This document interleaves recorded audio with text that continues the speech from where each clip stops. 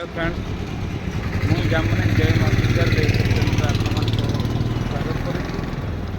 तो friends आसंता April मास 19 तारिख दिन डुमागड़ ग्राम में अवस्थित प्रभु बजरंगी बाली मूर्ति प्राण प्रतिष्ठा होगा जाऊँगी। आउ 19 तारिख ठारू 19/4/2025 ठारू 25/4/2025 पर्यंत नामयज्ञ अन्नयज्ञ और गीतयज्ञर आयोजन कर। तो रुमागड़ ग्राम में बास करुवा समस्त रुमागड़ बासिंदा आज्ञर समस्त भलेंडर भाई विशेषकर मो तरफ विनम्र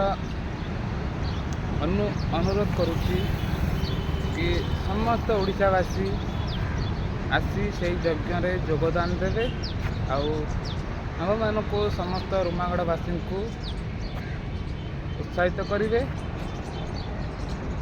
तो धन्यवाद। जय हिंद, जय श्री राम, ओम नमः शिवाय।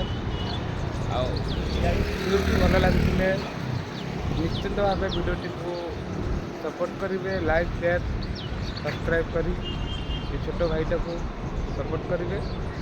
जय हिंद, जय श्री राम।